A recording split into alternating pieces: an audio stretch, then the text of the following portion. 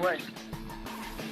Day one of the 2014 Laser Tag World Championships kicked off as players from around the world arrived at the Sunshine Coast to compete for the world title.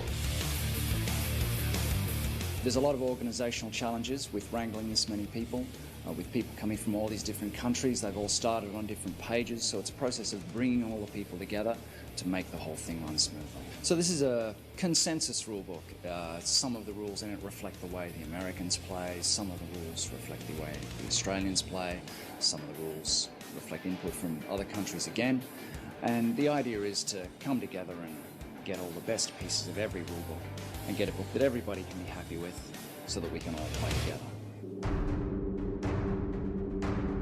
So today is the first day of the comp. We've got a team elimination on today. This is a game that we don't play competitively back home, so we're looking forward to seeing how it plays in a competitive maze with other players who play it all the time. I reckon they're going to be pretty tough to beat, but we'll do our best and we'll see how we go. So the team elimination game is played with 3 teams in the arena and 5 players on each team, and it's a slower, more tactical game. That you try and have your players control the arena at the same time, as well as knowing where everyone is, which is very hard to do in a 400 square metre maze. So the strategy in Team Elim really revolves around getting points, eliminating other teams and other players, but yourself staying alive and your team staying alive towards the end. You have to weigh how many lives you've got to how many points you think you've scored and how many points your team has scored, and you have to compare that to how many lives your opposing team has, the opposing teams have, and how many points you think they've got. Players only have 8 lives, and once they're out of their lives, they're eliminated from the game. Players earn points by tagging the opposition players. However, only the scores of the players who are alive at the end count. The game is won and lost on field position and choosing the right time to take calculated risks to advance up the field or to sometimes retreat when necessary.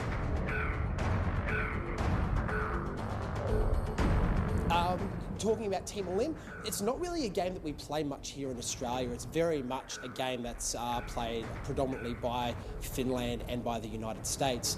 I personally love Team Elim. It's actually a really good format because it's not so much of a, I need to go out there and just score lots of points. It's very much a strategical game where it's even more team-based than our blue ribbon team format. This is a tight comp. This is the very sharp end of the competition. The best of the best are here to play and they're here to win. So there's no give, no take. It's all or nothing.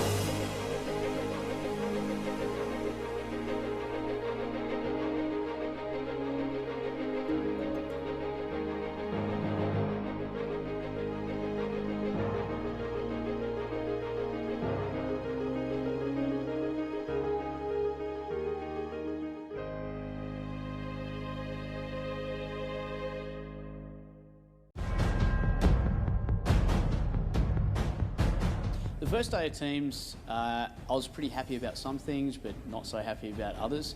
We learned a lot about how for example, the US Legends team, we learned a lot about how they play in a serious team competition. We were lucky enough to train with them prior to the competition, but they kept things quite close to their chest and didn't reveal any of their strategies at that point. Baltimore is quite smack talky because they're from America, I guess. I'm not saying anything like that, but those kind of guys, the American guys, are loud, up in your face, and the Baltimore people have been talking a lot of smack. We have no issues at all. I don't care about dogs. I don't care who it is. I'm just letting them know, look, we're here to play laser tag, and if we fuck you up in the game, that's what it is. That's what we do. No, I'm not caring about the camera or none of that shit. I'm talking to y'all. But then when I come out of the game and I know that I did pretty well coming down the stairs and I go look at the score and then realize that we beat them, I was ecstatic, just super happy. I mean, basically, you know, every time we play for a while, I get to sit back, analyze what I'm doing, think about what we're doing, what we're not doing, and we just changed some things in the plan. I saw some things that we were not doing correctly, and basically we wanted to raise our average score of the team. We're not scoring enough. Nobody's really beating on us on a one-to-one basis, but we weren't scoring enough as a team, so we have a new strategy to kind of offset that a little bit. As the team started getting used to the arena, problems started cropping up as Wooldot from the Australian Maroons team is accidentally ejected from a crucial team elimination game.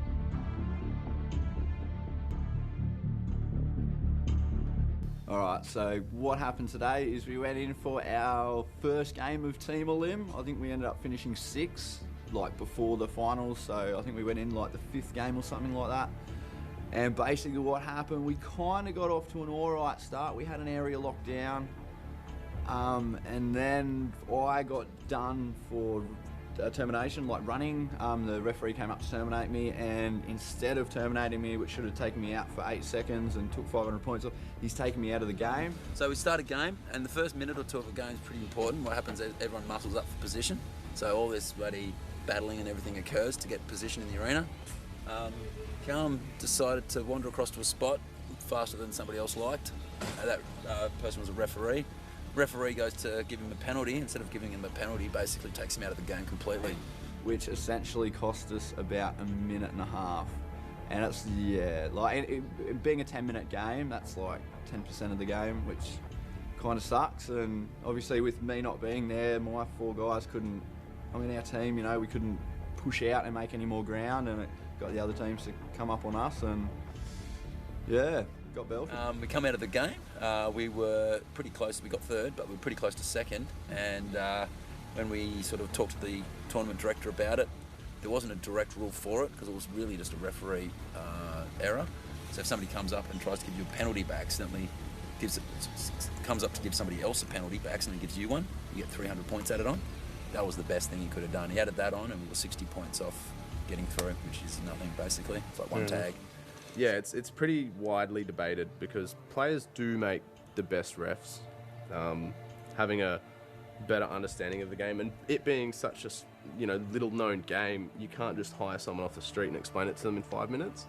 So essentially players have to be refs, but it does ask a lot of questions, when someone who is essentially a strong competitor against you or close to you on the ladder can ref your games, and ultimately they can impact results based on their discretion on the rules and whether they feel like terming you or not. So it's pretty controversial.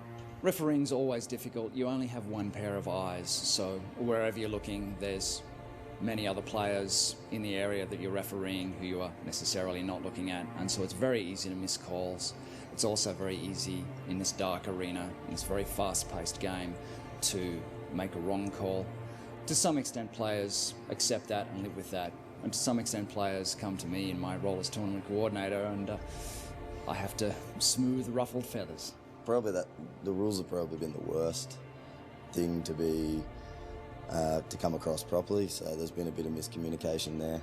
Some people have got rules from 2009, 2011, and some people, not everyone's on the same page, so that bit's been difficult, but luckily the committee or the council has been pretty good about it and has addressed all the issues and taken into account the players' concerns, and in my opinion, yeah, they've come up with some good calls in the end, so it's just been unfortunate that people have been on different wavelengths to start with.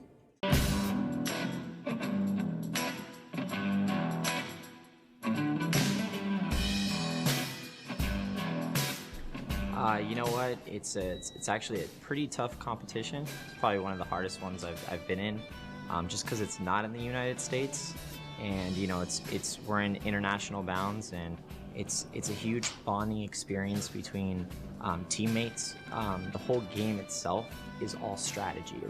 There's no solo part to it. You can't run off and do what you want to do on your own. You have to work as a team. John's first instinct is he's going to come right back up, and we'll be 2 up there. Right. And if there's collision at our base, one of us from the top line will go sneak in, we'll call it. And if you don't work as a team, you're not going to accomplish that goal. And I think what you get out of it is you get a lot of friendships, you get a lot of trust that you build into people, and you put that faith into people, and it turns out that you end up winning championships all over the world, and that's what we're here to do. Active, always changing strategy, almost game that you're playing, that you are a part of. You're not sitting behind a monitor or you have a controller in your hand. You're part of the game, and you get to play and strategize and go up against other people, in this case from other countries. Yeah. Living love like kings do. Welcome me to my kingdom, yeah, welcome me, just come through. Take a seat in my living room, cup of tea and them sugar spoons. In the U.S., I would say the scene really started happening in 95, 96. There's when teams started being formed, leagues started being formed within sites, and teams started developing. They had an online forums was kind of the big thing. expect in. And everybody go to the forums and type up, and as new sites open, it would be posted there and stuff, and people would go and check out the new places. And then that's kind of where the smack talking began in between all the teams. Australia is hosting the tournament for the first time. This is the World Championships, and Australian teams have been joined by the best players from the US, Finland and New Zealand. I think that the Maroons Boots' team is going to be our biggest threat, just because, Boots is a great team captain. He's a great player. He knows how to, he knows how to strategize. He knows how we play. And I think that they're just the smarter team in the competition as to see how we play and how to counterize what we do. The water's ice cold, and sitting here for about 10 minutes, you can't feel anything in your body. The numbness kicks in, and the soreness goes away. And so we do this after our games pretty much every day. And this is how we feel great when we go into that arena and we continue to do what we do. Day 3 has begun with the very popular Lord of the Rings competition. 3 players battle it out in a 14-foot circle to see who can get tagged the least number of times in 5 minutes. Yeah, this is one of my favorite events, actually. Lord of the Rings is a lot of fun. People get to really showcase their skills here, show off the trick shots, do some big moves, get really creative and fancy. So this is a really fun event for the U.S., especially because everybody has their own different techniques. So you'll see very nice, fancy shots from very different players, and everybody does a little different. In Lord of the Rings in 2009 in Finland, it was really, really competitive, but the majority of the U.S.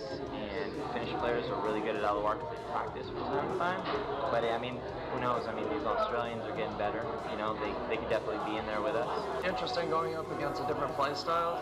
So you don't really know what to expect except from your teammates if you play against them or someone from another side. So it should be exciting. I'm excited to play lore, or let's say I'm happy to play lore. I'm not overexcited about it, but it's cool to see people playing and compare whether I've developed my style towards better or not. This is usually our event.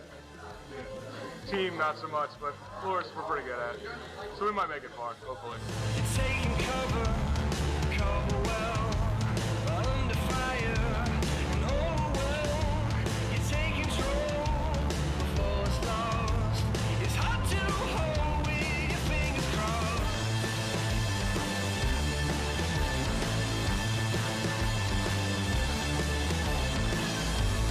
Try to reason with yourself. You look to heaven, reach for help. With all you give, there's nothing left. And you can't live when you're scared to death. Ooh, can't you tell that you gotta save yourself?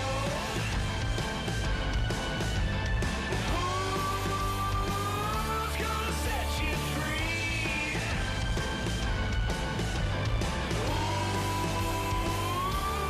Not me.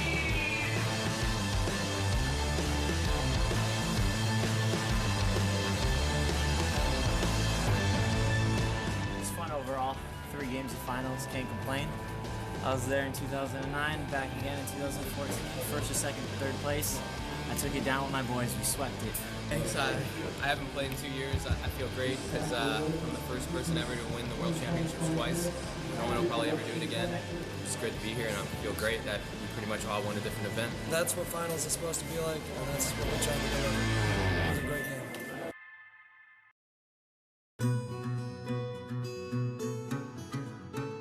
Yeah, I think laser tag is slowly but securely growing. It's good that we have a new, fresh or more strong international scene when the Australians might show up with a greater amount of teams. I hope really now, after we introduce the world style of gameplay to them, they start practicing it and they will like it.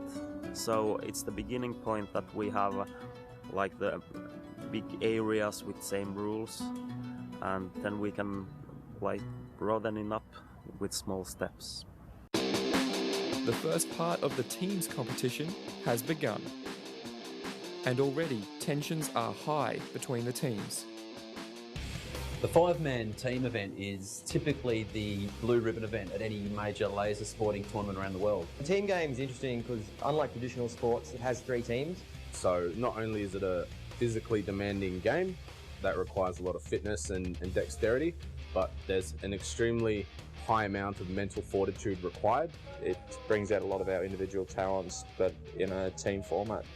The game comprises of 3 teams of 5 players. The concept of the game is pretty simple, but the tactics and the level of organisation required to execute winning strategies can be extremely complex. Teams accumulate points by tagging opposition players and destroying the opposition team's base target. Each player can only destroy the opposition team's base once each. So once a player has destroyed 2 bases, typically they'll head back to protect their home base and another player will transition into attack to attempt to destroy the bases.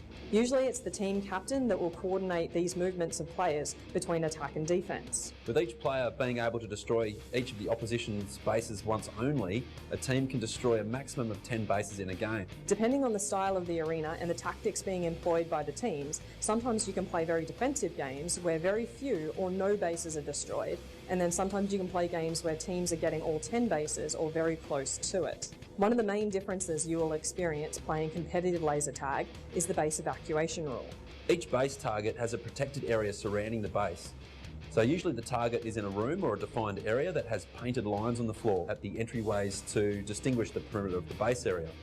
The base evacuation rule states that you must be active to be in a base. So what another team does can lend an advantage or a disadvantage to you depending on what decisions they make. And teams need to have a pre-planned contingency for all the various scenarios that can play out. Sometimes teams leave their base altogether and go for as big a score as they can get. We call this a base dump. And sometimes teams can lock down, attempting to keep both opposition teams from destroying any bases at all. They attempt to win by tagging the most players and winning on field points alone. The Laser Zone Sunshine Coast Arena became a very defensive-oriented arena, which was different to previous world titles we have played.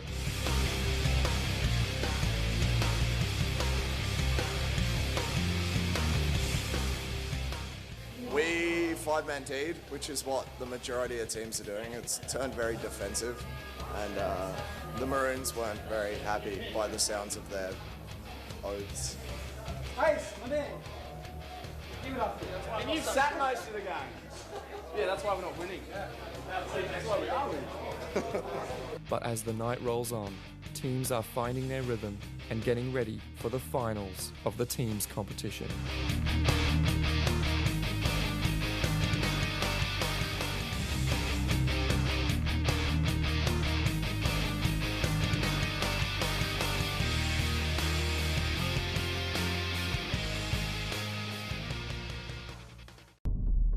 Back at the Legends house, Slick prepares the strategies for the upcoming Team Finals series.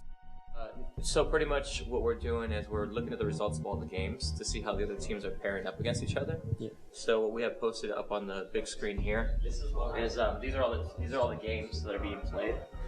And these are the 3 teams that play each other. And the winning teams on the left column, they get 3 points. The second team gets 2 points, and the third place team gets 1 point. And then what happens is once everybody plays 22 games, and within the 22 games you'll play everybody 4 times. And then you'll have a ranking system. Whoever has the highest amount of points will be seen first all the way down. So what we're looking at now is we know, for example, like Maroons are right behind us. They're behind us by 4 points. So we're looking to see if they continue to win every single game. That means we have to continue to win every single game to stay ahead of them. But for them to drop this last game here and take 3rd place, that gives us a big cushion that we can afford to lose 1 game in the next series of games that we have. It's 3 teams that are really close together, which is Finland, ACT, and Tasmania. We need to figure out, the max amount of points that a team can win. So if Maroons played 13 games and they played a total of 22, and they're currently at like 20-something points, if they win every other game, what would they cap at? And how close are we to that cap? So that we know once we cross that cap, they can't catch us. Meanwhile, at the Maroons camp, Butza and the team prepare for their Ascension games later on in the day.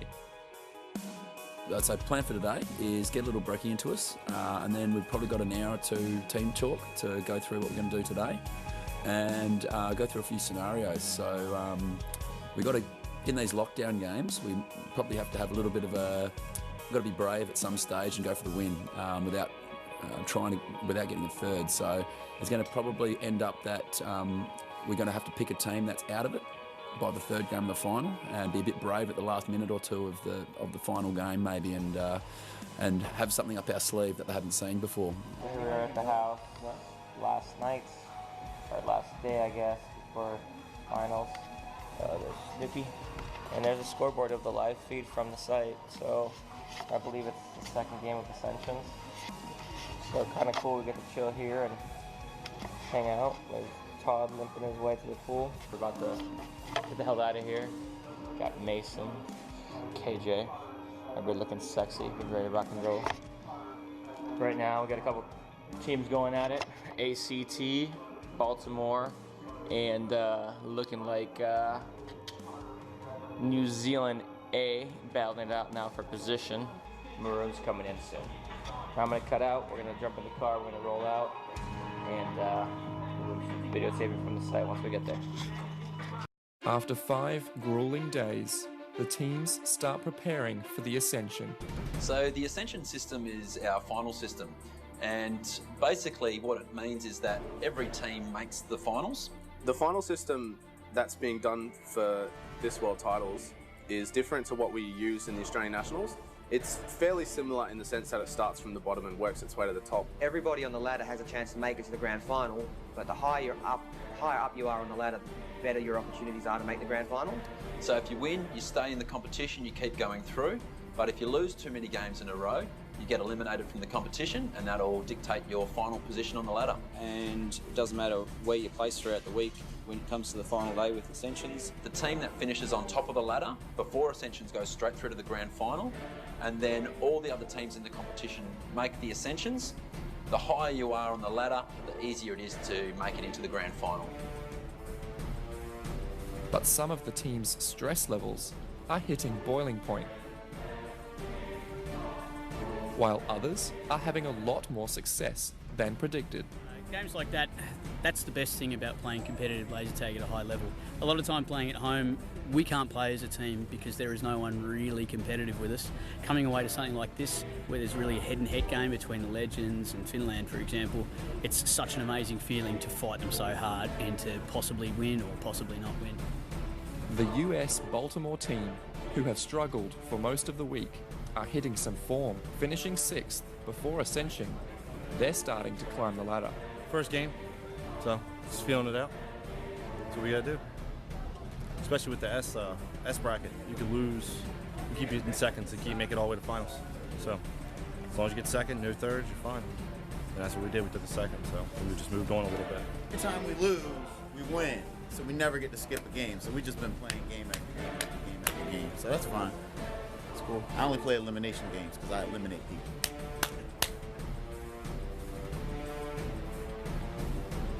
Some of the other teams are also having success, but a lot are starting to get eliminated from the tense competition. Maybe if we had more packets, we might have pulled through, but we played, what, 5-6 games in a row? So it's quite a marathon.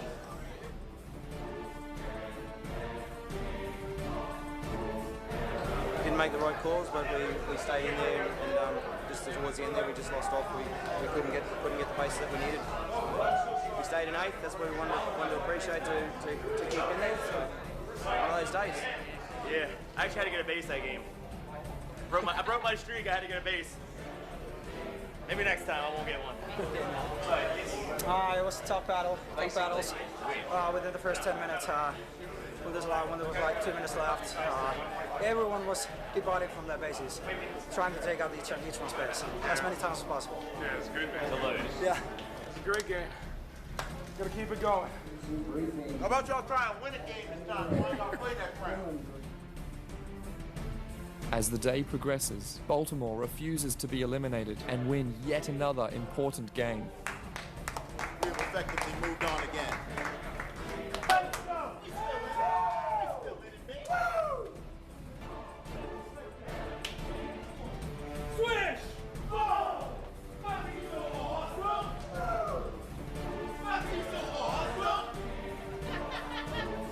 So here we are, we're waiting now to 2-game semifinals. and it looks like it's going to be Tasmania just got eliminated, so it's going to be Baltimore from the U.S. versus the Finns versus Maroons, which is the home team or the favorite team here locally, and we'll be playing 2 of these 3 teams. So now, because they're in a 2-game series, we're going to wait for the results of the first game. Once we have that information, we'll have a good idea of who we think will be in the finals with us. We'll do our color selection, deciding whether we want to take green, red, or blue first, because we get to play each color once, and then from there we'll fill out our strategies and decide what we're going to do for the first game, and also figure out who's going to be sitting the first game, since we do have 6 players in the 5-man tournament. So now, 15 minutes, and we're good to go. The semi-finals are completed, and Baltimore are finally knocked out. There's some games that when you win, you celebrate, and there's some games when you win, it's more relief. No, that's not what we came out here for, but, you know, we learned a lot, gained a lot of respect. So, you know what I mean? Sure beats being in 12th place like we were the other day. So, you know, it's not what we wanted, but we're not embarrassed. You know what I'm saying? We had a good run. We just, you know, we played a lot of laser tag, and that's really what we came here for. It's all about the sport, competition, good teams, good fun. It's a good time. We were in a luxurious position that in the first game we got a 5 or 6K lead. It was a very tight game, but we won by about 5,000. Only one team gets knocked out of that 2-game series. So Finland went in knowing that to catch us by 5,000, and we were in our strongest base, was less likely rather more likely. So they played it to secure the second, and they gave us the victory. We had to earn it, but we didn't have to play any complicated tactics or anything like that. We just played the game on its merits, and we got the win. You know, at the end of the day, we ran into a good team. It's their home site, and 2 good teams, and it just didn't work out for us this time. Feeling defeated, but we played our best. Played about 10 or 11 games in a row. Very tough teams, good teams, but at the end of the day, it wasn't good enough. But we had a good run, and people here will remember our names. We played how many games in a row? 15, 16. Like that, man. Non-stop almost. I think we had like a 10-minute break. My money's on Legends. Bring it home for the USA.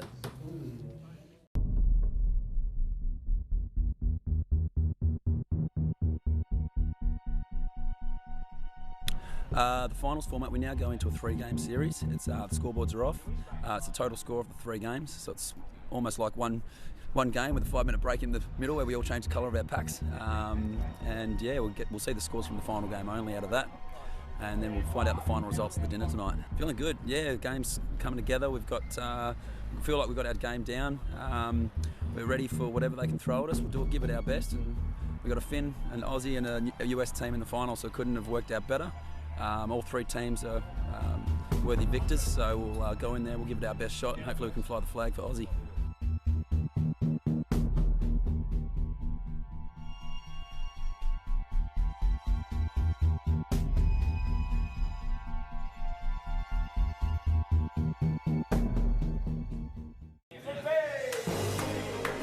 Hell of a game. Hell of a game, guys. Hell of a game. It was awesome. Fucking kicked ass, brother. Well done.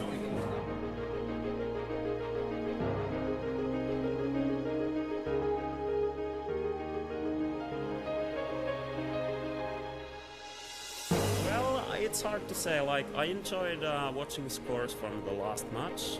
Of course, we had the cameras and the scoreboards hidden, so we couldn't follow the 2 first games. So we had to just kill the time chatting with each other, like no clue what's happening there in the arena.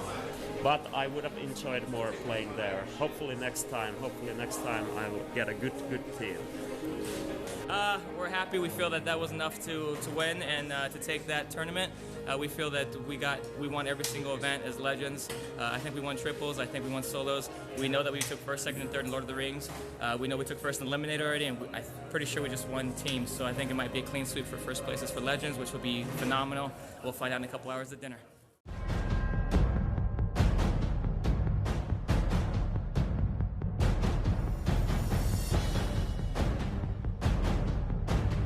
Okay, to host tonight's presentation, could I introduce you to Jonathan Short but Deadly Pastorello. Good evening, everyone, and welcome to the 2014 World Championship titles for laser tag, hosted here in the beautiful Sunshine Coast, Australia. Alright guys, so we're going to get started now and we're going to announce some winners and people and the results from the competition. So now to do this, I'm going to invite a very special guest to announce these results. We do like to call him the Jesus of Zone. Not just because of his visual appearance, not just because he's a walking God box, but because of his amazing ability to make a tournament run smoothly. So Doug, if you want to come up to the stage.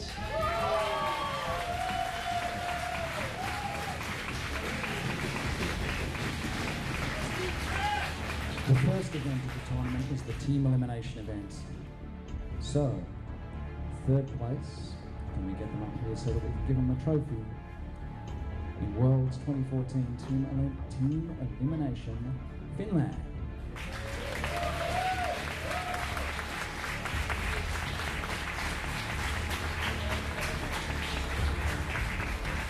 In second place, Tasmania.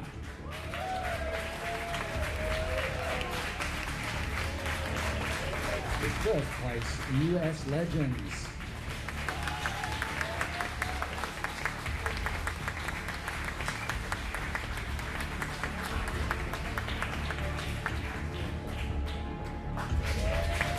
The second event we competed was the solo event.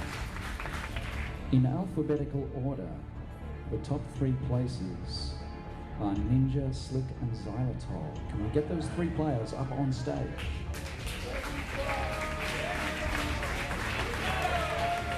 First place, congratulations, Slick. Second place, well done, Xylitol.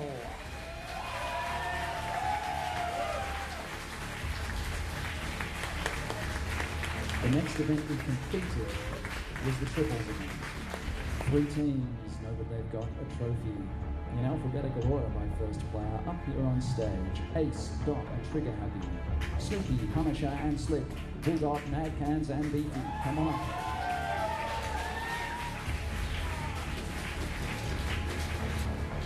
Winning triples 2014, Ace, Dot and Trigger Happy. Second place, congratulations, Bulldog, Mad Cans and Beefy.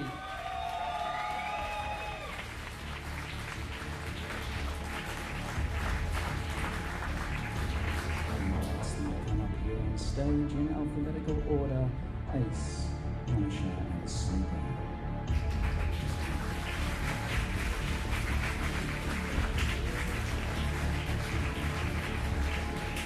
In first place, Punisher. And in second place, Snoopy.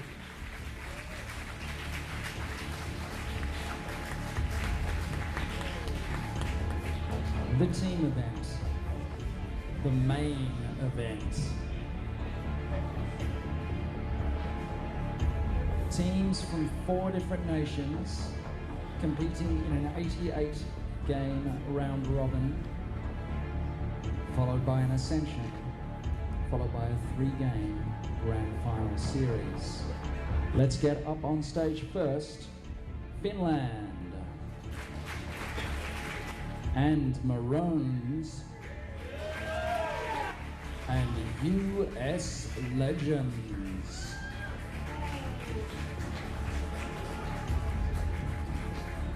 Third place in the Zone World Championships, Finland.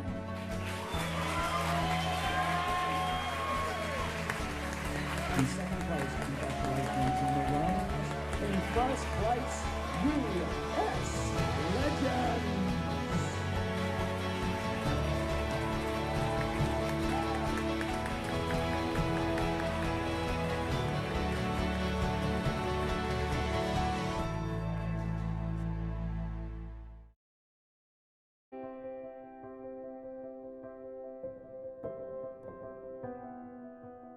Yeah, the week was a raging success. We had top quality games all week. I think the teams had a good time. They enjoyed the arena.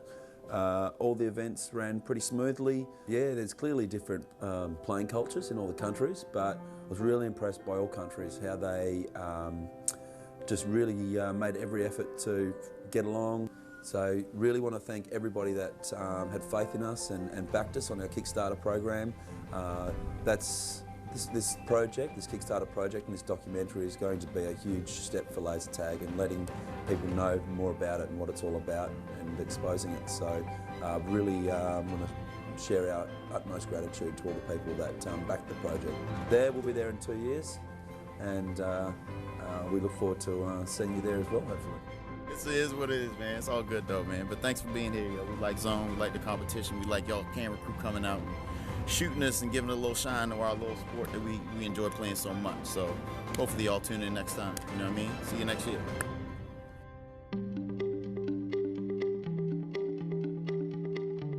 Slick and Punisher are the sort of leaders of the team, I guess. But the team does come up with a lot of strategies as a group. They're all very smart players. They all are guns man on man, very difficult to beat one-on-one, and they're just a really tight unit, very difficult to beat. The Finns also finished third in both competitions, the team elim and team, and they've done a really excellent job over the whole course of the week, keeping their calm and still having a go while they were here. They showed a lot of pack skills with their playing style. New Zealand performed really well. They surprised a lot of people. Their superstars would have to be probably Ace, Cookie Monster and Dark Passion. They finished 6th overall, which was a really good result for them. They played smart zone, really smart zone. They were doing incredible burst attacks, which were hard to predict, and they were being highly effective, and then back into defence. So they've demonstrated a level of organisation I probably hadn't seen out of New Zealand before, and I'm really impressed with their performance. So Blue Steel are sort of like the second home team at the Worlds. They have a lot of players that are based in Sunshine Coast, so they did have a lot of home arena advantage when they played. They're all very good players, and I really enjoy playing against them. I think they probably feel a little bit disappointed with how they did with their result, but I think that they will learn a lot from this experience and they'll get better in the future. The problem with their team is they didn't have a lot of experience playing high-level, intense games, and I think they've sort of gained that from this competition, and I think they'll do a lot better in the future.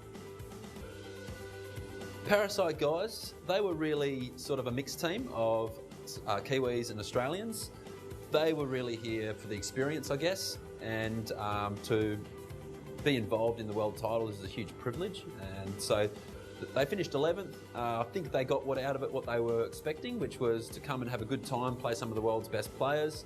And they've got a few people on their team, such as V-Dark and Token, and Mouldy, who are really going to be top players in the next few years. They're really stepping up to that top echelon of players. So Australia Team 7, they obviously weren't the strongest team. In fact, they were pretty much statistically the weakest team from Australia and ended up placing where we pretty much kind of expected them to. But look, they probably got everything and more from what they actually wanted out of the comp. The 3 Adelaide boys are turning into some really good players and obviously have a good system working within them to get what they're getting out of their team. But with the team with very minimal training together, they did what they wanted, I think, out of the comp and hopefully enjoyed themselves. The Werribee guys played really well during the tournament. They knocked us off our perch at least once that I can remember. They've got a couple of guys that have been playing just for a few years but are really coming through the ranks. They've got Fitzy, they've got Guinea, and they've got Yubi Hayton and Morrow, who are all quality newish players that are coming through the ranks, and they're going to be very good players in the Australian circuit for a few years to come. Hobart got second in Nationals in 2014, and they brought essentially the same team to the Worlds in 2014. Hobart are always a team that have high expectations of themselves, and people have high expectations of them. So while they did finish 5th in the world titles, I think they'll be a little bit disappointed with the result. It was a very hard-fought competition, but Hobart sort of prized themselves on being in the finals and winning trophies. ACT or Canberra played on limited training time, and they also had 8 players. So in a 5-player game where you're rotating 3 people off the bench, it's very difficult to get momentum, and I think that really cost Canberra this week. They finished 7th, which was a bit lower than what they were hoping, but they've got some really strong players. They don't play base evacuation in their home arena, so they're also learning that part of the game as well. Bendigo was a good team for us. They ended up going really well. They always seemed to defend with a few more than what we thought. They're a pretty good team. Weren't top level, but yeah, they were good competition. The team from Baltimore in the USA came 4th overall in the competition. They only just missed out on the grand final to Finland, who was the 3rd team in. They're an incredible bunch of zone players. They are extremely good at playing together. They've been playing together for a very, very long time, and they do still have a pack skill advantage, which is renowned by all the Americans. They were extremely good at the mental game of laser tag. They love to smack talk. They love to try and get into your head. They love to try and break you down mentally. It was all laughs and raw mates at the end of the day. The Maroons had an excellent competition. To be able to compete against these guys in your home maze, you always have a little bit of an advantage. The main playmaker, Madkins, has a lot of time in that arena and was able to run whatever happened. Butzer, the captain, kept the team under control and kept everyone where they needed to be, considering he lost his voice, was still able to do the job.